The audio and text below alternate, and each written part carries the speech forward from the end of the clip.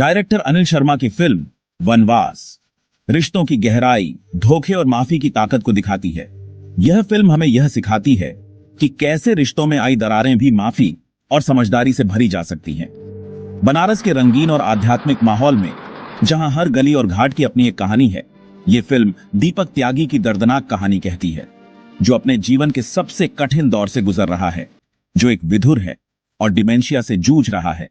उसकी यादें धुंधली हो रही हैं और वह अपने अतीत और वर्तमान के बीच फंसा हुआ है। अपने ही बेटों द्वारा इस पवित्र शहर में छोड़े गए दीपक की जिंदगी में एक मोड़ आता है, जब उसकी मुलाकात वीरू से होती है, जो एक छोटा मोटा चोर है। वीरू की अपनी एक अलग ही कहानी है, जो उसे इस रास्ते पर ले आई है। वीरू की जिंदगी में भी कई उतार चढ़ाव आए हैं और वह भी अपने तरीके से जीवन की चुनौतियों का सामना कर रहा है। शर्मा जी ने रिश्तों की पेचीदगियों को बहुत खूबसूरती से दिखाया है और यह भी दिखाया है कि कैसे परिवार के भीतर के संघर्ष और गलतफहमियां गहरे घाव छोड़ सकती हैं। बुजुर्गों की कमजोरी और समाज की बेरुखी को उजागर किया है। यह फिल्म हमें यह सोचने पर मजबूर करती है कि हम अपने बुजुर्गों के साथ कैसा व्यवहार करते हैं। वनवास सिर्फ एक फिल्म नहीं है, यह एक सामाजिक संदेश है। ये आज के समाज में कई बूढ़े माँ बाप के सामने आने वाली कठोर सच्चाइयों का आईना है। यह फिल्म हमें यह दिखाती है कि कैसे समाज में बुजुर्गों को अक्सर नजरअंदाज किया जाता है। दीपक और वीरू के अनोखे रिश्ते के जरिए जो एक दूसरे के लिए सहारा बनते हैं, कहानी खूबसूरती से दिखाती है कि दया और हमदर्दी सबसे अनोखी जगहों पर भी पनप सकती है।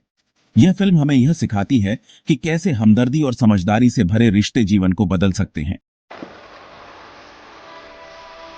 दीपक त्यागी, जिनका किरदार बहुत संवेदनशीलता से निभाया गया है, एक ऐसे इंसान हैं जिनसे उनकी इज्जत छीन ली गई है। वे एक समय में अपने परिवार के लिए एक मजबूत स्तंभ थे, लेकिन अब वे एक परछाई मात्र बनकर रह गए हैं और जिन्हें उनके अपने ही लोगों ने छोड़ दिया है। उनके अपने ही परिवार ने उन्हें अकेला छोड़ दिया है, जैसे वे कभी उनके जीवन का हिस्सा थे ही नहीं। डिमेंशिया, जैसे रात का चोर, उनकी यादें चुरा ले गया है, जिससे वे भटके हुए और दूसरों पर पूरी तरह निर्भर हो गए हैं। यह बीमारी उनके जीवन को एक अंधेरी सुरंग में बदल चुकी है, जहां से बाहर निकलने का कोई रास्ता नहीं दिखता। कभी एक सम्मानित घर के मुखिया, अब वे एक कमजोर, भ्रमित आत्मा हैं, अपने ही मन की भूल भुलैया में खोए हुए। उनकी स्थिति इतनी दयनीय है कि वे अपने ही घर में अजनबी बन गए हैं। उनके बेटे लालच और सामाजिक दबाव में अंधे होकर उन्हें एक बोझ, अपनी ख्वाहिशों के रास्ते में एक रुकावट मानते हैं। वे अपने पिता की देखभाल करने के बजाय उन्हें अपने जीवन से बाहर कर देना चाहते हैं।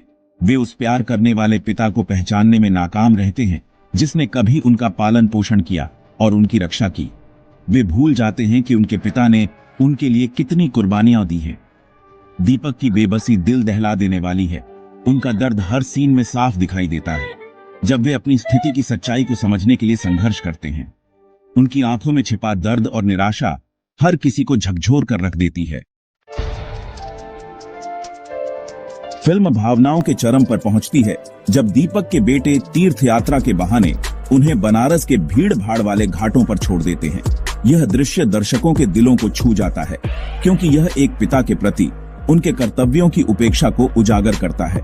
उनका विश्वासघात एक ऐसे समाज में मूल्यों के क्षरण की कठोर याद दिलाता है, जो तेजी से स्वार्थ से प्रेरित होता जा रहा है। यह केवल एक परिवार की कहानी नहीं है, बल्कि एक व्यापक सामाजिक समस्या की ओर इशारा करता है, जहां बुजुर्गों की देखभाल को प्राथमिकता नहीं दी जाती। वे अपने कृत्यों को खोखले बहाने बनाकर सही ठहराते हैं। उनकी अंतरात्मा उस अपार दुख के प्रति सुन्न प्रतीत होती है, जो वे अपने पिता पर डालते हैं। यह दिखाता है कि कैसे लोग अपने स्वार्थ को सही ठहराने के लिए किसी भी हद तक जा सकते हैं, भले ही इसका मतलब अपने ही परिवार के सदस्यों को चोट पहुंचाना हो। यह दृश्य देखना कष्टदायक है। बुजुर्गों की भेद्यता और पारिवारिक बंधनों की अक्सर भुला दी जाने वाली पवित्रता की मार्मिक याद दिलाता है। यह हमें सोचने पर मजबूर करता है कि हम अपने परिवार के बुजुर्ग सदस्यों के साथ कैसा व्यवहार करते हैं और उनके प्रति हमारी जिम्मेदारियों को कैसे निभाते हैं। दीपक, परित्यक्त और पूरी तरह से असहाय, उस क्रूरता का मूक प्रमाण बन जाता है जो कभी उनके सबसे करीबी रिश्तेदारों के दिलों में रह सकती है।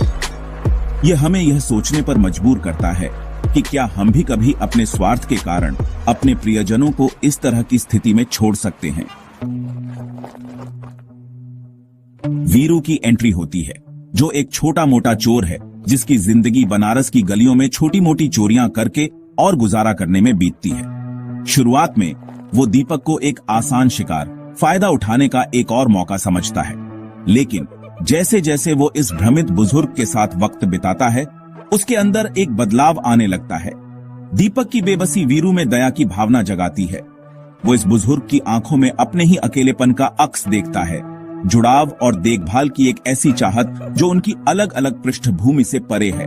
ये अनोखा रिश्ता वनवास का मुख्य बिंदु है, जो सामाजिक दीवारों और पूर्वाग्रहों को पार करने के लिए मानवीय संबंधों की ताकत को दर्शाता है।